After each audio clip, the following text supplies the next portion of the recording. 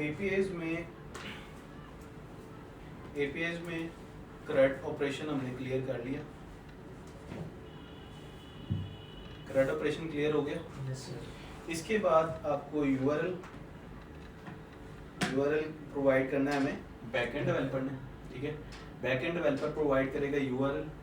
उसके बाद हमें, मैंने भी नेक्स्ट चीज़ आपको बताई कि वो हमें बताएगा कि उसको कौन सी चीज़ें चाहिए, ठीक है। लॉगिन के लिए, जैसे लॉगिन के लिए मैंने आपको बताया नॉर्मली ईमेल और पासवर्ड चाहिए होता है। अब इसका क्या मतलब है, ईमेल और पासवर्ड उसको चाहिए, ऑब्वियसली वो आपको तब ही जाके अपनी जो है वो अपनी डेटाबेस में चेक करेगा कि आपका रिकॉर्ड पड़ा हुआ है या नहीं पड़ा हुआ।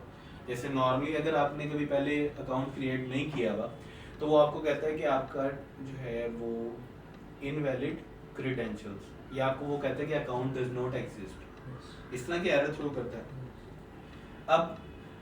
अब यहाँ से समझ आ रही है कि हमने ये चीज़ उसको अगर भेजनी है तो हम कौन से रिक्वेस्ट में भेजेंगे उसको,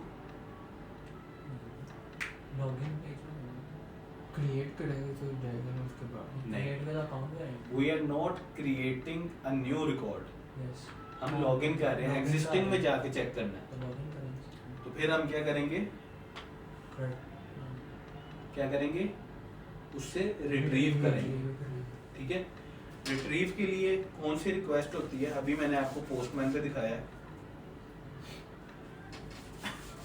4 चीजें दिखाई है ना वहाँ पे, जो स्टार्ट वाले ऑप्शंस थे, उसमें रिट्रीव के लिए कौन सा था, रिट्रीव के लिए पोस्ट तो मैंने आपको बताया वो क्रिएट करेंगे।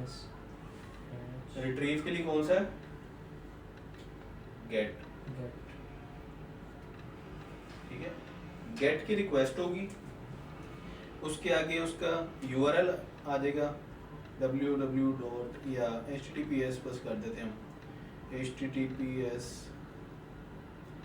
आगे उसका यूआरएल, ठीक है, /API/login। अब हमने ईमेल पासवर्ड 2 चीजें उसको भेजनी है, उसके 2 तरीके हैं। एक आप उसको एज अ, ये इसमें रिट्रीव में जो हमने उससे लेनी है हासिल करनी है, क्योंकि क्रिएट हमें पता करना है ना, हमने उसको चीज भेजेंगे तो वो पता करेंगे ना। अब ये जो पैरामीटर्स वाली चीज है ये सेपरेट है, जो हमने ईमेल पासवर्ड उसको भेजना है, ठीक है। ईमेल और पासवर्ड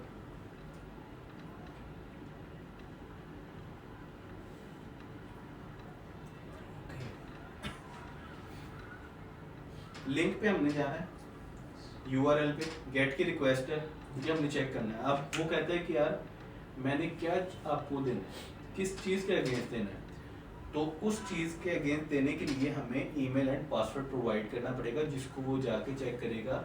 उसके बाद आपका जो डाटा उस यूज़र का एग्जिस्ट कर रहा होगा वो आपको रिटर्न करेगा, आपका नेम, आपका नंबर, फ़ोन नंबर, ईमेल, ठीक है, पासवर्ड, हर चीज़, आपकी इवन की पिक्चर, या आपका अगर कोई स्पेसिफिक ऐप में अगर कोई रोल है, जैसे अगर आप दराज पे हैं, ठीक है, तो आपका सेलर का अगर रोल है तो आपका रोल आपके अकॉर्डिंग आपको बताएगा। अगर कोई बंदा एडमिन है तो उसको एडमिन के रोल में लेके जाएगा, वो रिटर्न करवाएगा चीज़ें, ये सारा कुछ। अब इसको भेजने के भी 2 तरीके हैं, ठीक है, वो भी चीज़ हमें बैकएंड डेवलपर ही स्पेसिफाई करता है, ठीक है, क्योंकि हमने पेज तो हमने नहीं बनानी, ना हमने बनाई है, हमें पता भी नहीं। अब इसका एक तरीका होता है कि आप या तो बॉडी में भेज दो या आप भेज दो एज अ पैरामीटर,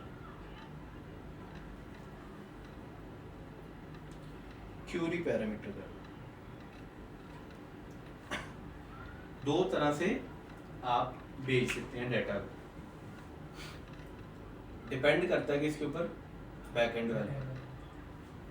अब लॉजिकल चीज इसमें क्लियर करने वाली है कि जब क्यूरी पैरामीटर लगता है, क्यूरी पैरामीटर जब ऐड होता है तो वो आपके इसके यूआरएल के आगे शो होना शुरू हो जाता है।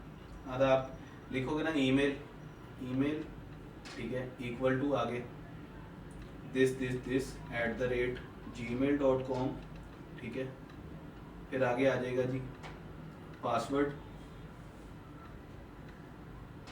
इक्वल टू 1 2 6 7 8 9 10 जितना भी जो भी पासवर्ड है क्यूरी में इस तरह शो होगा, ठीक है। लेकिन अगर क्यूरी में इस तरह हम शो करेंगे तो वो गलत प्रैक्टिस हो जाएगी। ये तो अब खैर बैकएंड डेवलपर पे डिपेंड करता है, अगर वो कहता है तो हमें इस तरह ही करना पड़ेगा। बात क्लियर हो रही है। बॉडी में हम जब भेजते हैं तो हम बॉडी में एज अ डाटा भेजते हैं, उसको हम किस तरह शो करते हैं, कर्ली ब्रैकेट्स में, फिर ईमेल का एक की आ जाएगी, ठीक है, उसके आगे उसका ईमेल आ जाएगा और पासवर्ड की आएगी, उसके आगे उसका पासवर्ड आ जाएगा। और ये डाटा आप रिक्वेस्ट करते हुए साथ भेज रहे हो। ये इसमें ईमेल और पासवर्ड जो भेजना है, जो हमने इधर मेंशन किया होगा वो उसको भेजो, ये जो मर्जी ईमेल भी लगा सकते हैं। जो आपका होगा वही भेजोगे ना, मतलब आपका आप लॉगिन कर रहे हो अपना अकाउंट जी, तो आपको क्या लगता है किसका ईमेल एड्रेस, ईमेल या पासवर्ड लगाओगे? अगर आपने उसके ऊपर रजिस्टर किया हुआ ऐप के ऊपर, आप किसका ईमेल एंड पासवर्ड वो मैं अपना खुद लगाऊंगा, अपना करोगे, मतलब दूसरे बंदे का तो नहीं करोगे ना, अपना यूज करोगे, ठीक है, ऑब्वियसली, क्योंकि आपने लॉगिन करना है अपने लिए, ठीक है। तो यहाँ पे ईमेल और पासवर्ड जो जाएगा वो आपका वाला जाएगा, उसके अगेंस्ट। अब इतनी बात समझ आ गई। एपीआई रिक्वेस्ट कौन सी हमने ढूंढनी है, पहले ढूंढना है कौन सा मेथड है, इसको मेथड कहते हैं। मेथड समझ लें इसको कि कौन सा मेथड है, गेट का है, पोस्ट का है, डिलीट का है, पुट का है, पैच का है, इसको मेथड कंसीडर कर लें, ठीक है। एपीआई रिक्वेस्ट किस कौन सा मेथड उसमें चल रहा है, गेट का चल रहा है, पोस्ट का, उसके बाद यूआरएल आ गया, उसके बाद हमारे पैरामीटर्स आ गए जो हमने भेजने हैं। वो पैरामीटर्स भेजने के कितने तरीके हैं? दो तरीके हैं। एक कौन से? बॉडी और क्यूरी पैरामीटर। क्यूरी पैरामीटर हमारा कहाँ पे आ जाता है? यूआरएल के आगे, ठीक है। और बॉडी वाला हम उसको फॉर्मेट की फॉर्म में, जेसन फॉर्मेट की फॉर्म में उसको भेजते हैं। किस फॉर्मेट में? जेसन, ठीक है। ये ब्रैकेट्स लगा के हम उसको आगे शेयर करते हैं, ओके। अब हम एक सिचुएशन पे पहुंच गए हैं कि हमने उसको रिक्वेस्ट की विद डाटा, ईमेल पासवर्ड भी भेज दिया, गेट रिक्वेस्ट भी भेज दी, यूआरएल भी स्पेसिफिक, यूआरएल के अगेंस्ट वो अपने डेटाबेस तक पहुंच गया, पहुंच गया। अब उसने हमें कुछ वापस भी तो भेजना, ठीक है। अब हमें वो रिटर्न करेगा यहाँ पे कोई स्पेसिफिक चीज जो हमें रिक्वायर्ड हो। सपोज वो जस्ट लॉगिन स्टेटस भेज देता, ठीक है, कि you are successfully logged in. हम उस मैसेज की बेस पे उसको आगे फॉरवर्ड कर देते हैं होम स्क्रीन पे। अब इसमें कुछ स्टेटस कोड होते हैं जो कि आपको, अभी मैं आपको इसको परफॉर्म करके भी प्रॉपर्ली दिखाऊंगा उसके ऊपर, पोस्टमैन के ऊपर। उसमें कोड अगर 200 आएगा तो उसका मतलब है सक्सेस केस, ठीक है। नॉर्मली आप लोगों ने ये वेबसाइट पे देखे होंगे एरर्स, 404 का नोट फाउंड, 500 का एरर, सर्वर जिसमें सर्वर डाउन होता है, जिसमें मतलब सर्वर साइड से जिसमें एरर होता है ये। और इसमें अच्छा, इसमें बहुत सारे एरर्स हैं, एरर्स क्या, सॉरी, कोड्स हैं, मतलब 200 से लेके 200 की पूरी लाइन में हर चीज का कोड है। 400 में पूरी लाइन पे, अच्छा ये चीज है, ये अब मैं स्पेसिफाई कर दूं, तीनों में, तीनों लाइंस में कंप्लीट पे कोई ना कोई चीज परफॉर्म हो रही है। जैसे 200 पे सक्सेस है, 201 पे क्रिएट करना, न्यू चीज क्रिएट करना, क्या चीज? न्यू चीज क्रिएट करना। एक तो नॉर्मल होता है ना क्रिएट होता है, एक न्यू चीज क्रिएट करने पे नॉर्मली अगर बैकएंड डेवलपर अच्छा है तो वो 201 यूज करेगा, अदरवाइज कुछ लोग, मेजोरिटी लोग 200 पे भी चलाते हैं। अच्छा, अब ये बात हो गई। अब इनकी पूरी सीरीज है कोड, स्टेटस कोड रिक्वेस्ट का क्या मतलब है? 200 वाला जितना भी काम होगा वो सक्सेस से रिलेटेड होगा, सक्सेस केस होगा। 200 वाली लाइन में जितना भी होगा वो सक्सेस होगा। वो आप अगर एक्सप्लोर करना चाहिए अपनी नॉलेज के लिए, वो आपको एक्सप्लोर करना चाहिए, ठीक है। 400 वाली जो लाइन है वो सारे के सारे इश्यूज किसके एंड पे हैं? यूजर एंड पे। मतलब आपने जो इनवैलिड क्रेडेंशियल्स है वो 400 है, वो यूजर के एंड पे, कि मतलब कि हमने उसको वैल्यू गलत भेजी, ये यूजर साइड पे है, ठीक है। यूजर साइड के जितने भी केसेस हैं, ये 500 हो, 501 हो, 503 हो, 505 हो, कोई भी एरर, वो सारे कौन से हैं?